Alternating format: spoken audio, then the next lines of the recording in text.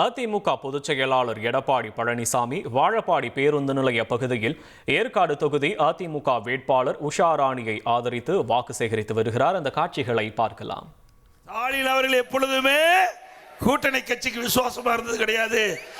அதிமுகவை பொறுத்த வரைக்கும் எங்கள் தலைமையிலே அமைக்கப்படுகின்ற கூட்டணி உயர கொடுத்த எங்கள் தொண்டர்கள் பாடுவார்கள். அப்படித்தான் நாம் நடந்தோம். நம்ம கூட்டணியில யார் யார் நம்பினாங்களோ அவர்களுக்கெல்லாம் சின்னத்தை பெற்றுக் கொடுத்த கட்சி அதிமுக கட்சி.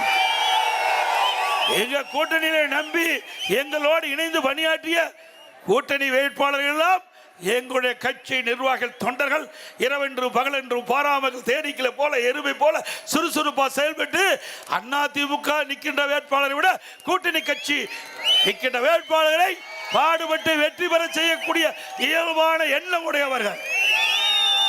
பொன்மனச்செம்மல் புரட்சி தலைவர் எம்ஜிஆர் இந்த இயக்கத்தை தோற்றுவிக்கின்ற பொழுது எப்படி உயர்ந்த உள்ளம் கொண்ட தலைவராக இருக்கிறாரோ அப்படி கழக நிர்வாகிகளை தொண்டரையும் எங்களுடைய தலைவர் எங்களை வளர்த்திருக்கின்றார். ஸ்டாலின்லாம் அப்படி அல்ல, திரு கருணாநிதி அவர்கள் அப்படி இல்ல. பொறுத்த வரைக்கும் தொண்டர்ந்து நிர்வாகி வரை யார் நிற்கிறாங்க இல்ல, தலைமை என்ன சொல்லுதோ அதை நடைமுறைப்படுத்தக்கூடியவர்கள் அதிமுக. எப்படி ராணுவத்தில் கேப்டன் உத்தரவு போட்டா நம்முடைய சோல்ஜர்கள் அவருடைய சோல்ஜர்கள் எப்படி பணியாற்றார்கள், அதுபோல ராணுவ கட்டுப்பாட்டில் இருக்கின்ற இயக்கம் அதிமுக இயக்கம். அதனாலதான் நம்ம கட்சி ஒன்றும் பண்ண முடியல. எவ்வளவு முயற்சி செஞ்சாங்க. நான் ஒரு விவசாய குடும்பத்தில் பிறந்து உங்களோட வாழ்ந்து ஒரு பொறுப்புக்கு வருகின்ற பொழுது எவ்வளவு பிரச்சனை உண்டாக்குனாங்க இந்த ஸ்டாலின் அவர்கள். சட்டமன்றத்தில் ஏன்னா முதலமைச்சர் சட்டமன்றத்தில் பெரும்பான்மை நிரூபிக்க வேணும். அந்த காலகட்டத்தில் திரு ஸ்டாலினும் அவர் சார்ந்த முன்னாள் அமைச்சர்கள் எம்எல்ஏக்கள் பண்டின அட்டுழியும் கொஞ்சம் நஞ்சம் இல்லை, எல்லாமே இதில் வந்திருக்குது. தொலைக்காட்சியில் வந்த செய்தி நீங்க எல்லாம் பார்த்திருப்பீங்க. பெரும்பான்மை நிரூபிக்கின்ற பொழுது சட்டப்பேரவை இருக்கையிலிருந்து சட்டப்பேரவை தலைவரை கீழே இழுத்து தள்ளுறாங்க. என்னுடைய டேபிள் ஏறி டான்ஸ் ஆடுறாங்க. இதுக்காக சட்டமன்றத்துக்கு உங்களுக்கு அனுப்புனாங்க. வெக்கமா இல்ல? ஒரு சட்டமன்ற மாமன்றம், புனிதமான இடம், 8 கோடி தமிழக மக்களுடைய சட்டங்களை பிரதிபலிக்கின்ற இடம் சட்டமன்றம். அப்படிப்பட்ட இடத்துல கேவலமாக நடந்து கொண்ட கட்சி எம்எல்ஏக்கள் இன்றைய முதலமைச்சர் ஸ்டாலினும் அவரோடு இருந்த முன்னாள் அமைச்சர்கள் முன்னாள் சட்டமன்றம் எவ்வளவு கீழ்த்தரமாக நடந்தாங்க. பிறகு நாம பெரும்பான்மை நிரூபிச்சிட்டோம். பொறுக்க முடியாத ஸ்டாலின் தம்பி ஸ்டாலின் அவர்கள் சட்டை கிழிச்சுட்டு வீதியில் போயிட்டு இருக்கார். சட்டை கிழிச்சுக்கிட்டு பெரும்பான்மையை நிரூபிக்கின்ற பொழுது உங்களால் தாங்க முடியல. இப்போ அதிமுக கூட்டணி பெரும்பான்மையான இடங்களிலே வெற்றி பெறும்.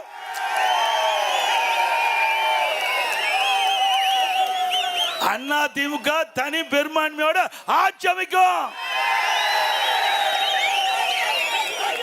தம்பி கொடி இந்த கொண்டாப்பா. ஆட்சி அமைக்கின்ற பொழுது ஸ்டாலினுடைய மனநிலை எப்படி இருக்கும் நீங்களே கற்பனை பண்ணி பார்த்து. ஏற்கனவே சட்டை கிழிச்சிட்டு வீதியில் போனவர் இப்போ எப்படி போவாருன்னு மக்களே முடிவு பண்ணிக்க. இதுக்குள்ள என்னென்னலாம் பேசுறாங்க. ஏப்பா அப்பா ஸ்டாலின் ஒரு பக்கம் பேசுறாரு, மகன் உதயநிதி ஒரு பக்கம் பேசுறாரு, உதயநிதியோட அத்தை கனிமொழி ஒரு பக்கம் பேசுறாங்க, ஆளாளுக்கு பேசுறாங்க. ஐயா யார் வேணாலும் எது வேணாலும் பேசிட்டோம். ஆனா மக்கள் முடிவு பண்ணிட்டாங்க. இதோட திராவிட முன்னேற்ற கழகத்துக்கு இறுதி தேர்தல் என்று மக்கள் முடிவு செஞ்சிட்டாங்க. யாரு அந்த குடும்பத்தில் தவிர்த்து வேற எவராவது பேச முடியுமா? அந்த கட்சியில் எத்தனை பேர் இருக்கிறாங்க? துரைமுருகன் இருக்காரு, திரு ஏவாவேல் இருக்காரு, திரு நேரு இருக்காரு. அதெல்லாம் இன்னைக்கு தமிழ்நாடு முழுவதும் தேர்தல் பிரச்சாரத்துக்கு அனுப்பிச்சாங்களா? அதுதாங்க கருணாநிதி குடும்பம். அதோடைய ரத்தமே அப்படித்தான் இருக்க மாட்டேங்குது. அந்த வாரிசுகள் தான் திரு கருணாநிதி குடும்பத்தில் பிறந்த வாரிசுகள் தான் ஆட்சிக்கு வர முடியும், அந்த கட்சிக்கு அதிகாரத்துக்கு வர முடியும். வேற எவரையும் விட மாட்டாங்க. ஆக வாரிசு அரசியல் நாட்டுக்கு தேவையா?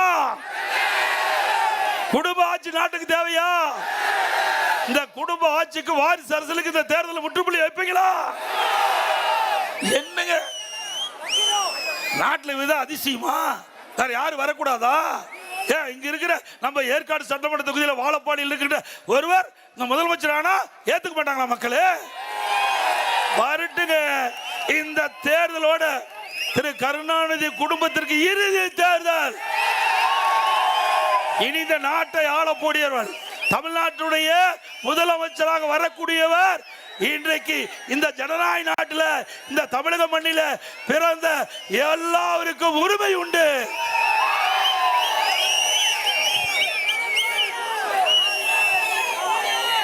அதோட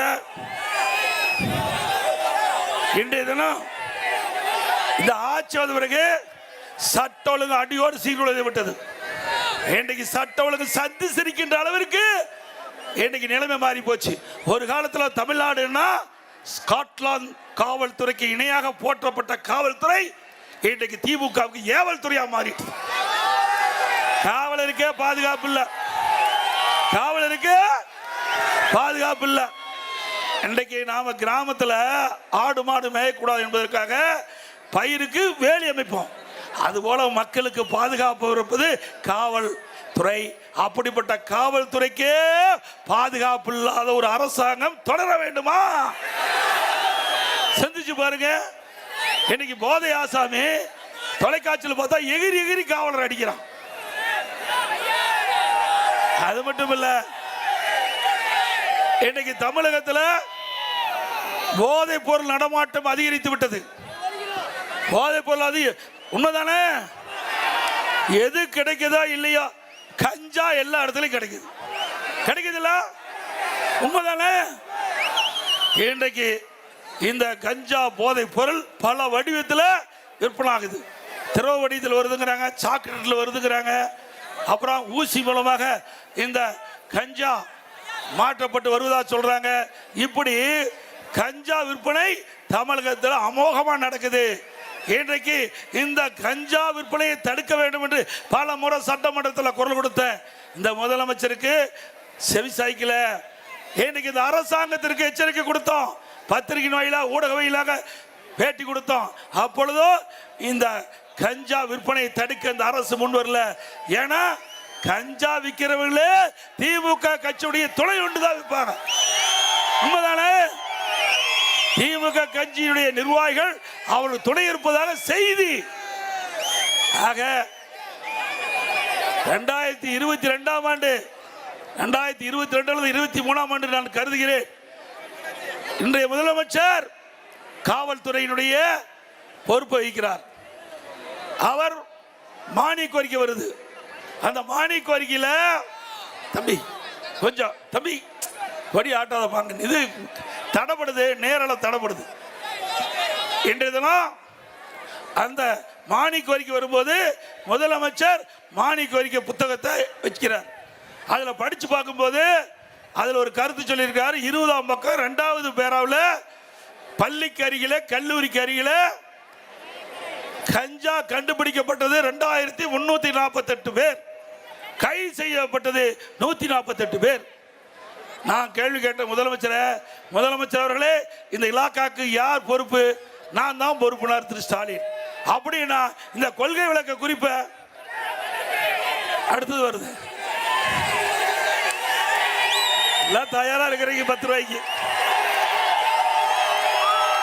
அப்புறம் ஸ்டாலினை கேட்டேன், இந்த கொள்கை விளக்க குறிப்பை யார் நீங்க சட்டமன்றத்தில் சமர்ப்பித்தீங்க? நான் தான் சமர்ப்பித்தனார். 20ஆம் பக்கத்தை எடுங்க, 2வது பேரா படிங்க, அதுல என்ன போட்டிருக்குன்னு பாருங்கண்ணே. படிச்சு பார்த்தார். ஆக 2348 பேர் பள்ளிக்கு அருகில கல்லூரிக்கு அருகில இந்த போதைப் பொருள் கண்டுபிடிக்கப்பட்டது என்று நீ கொடுக்கப்பட்டு விட்டு அதில் கைது செய்யப்பட்ட 148 பேர் கஞ்சா வைத்திருந்தாலும் குற்றம், அதே போல விற்றாலும் குற்றம், கொண்டு போனாலும் குற்றம். இப்படி இருக்கும்போது நீங்களே உங்களுடைய காவல்துறை மானிய கோரிக்கையில கஞ்சா வைத்திருந்ததாக கண்டுபிடிக்கப்பட்டு சொன்னா கைது பண்ணிருக்கணும்னு சொன்னேன். எந்த பதிலும் இல்லை. மற்றவெல்லாம் திமுக காரன். 148 பேர் போக மீதி எல்லாம் திமுக காரன். எப்படி கைது பண்ண முடியும்? இப்படி இருக்கும்போது எப்படி கஞ்சாவை கட்டுப்படுத்த முடியும்?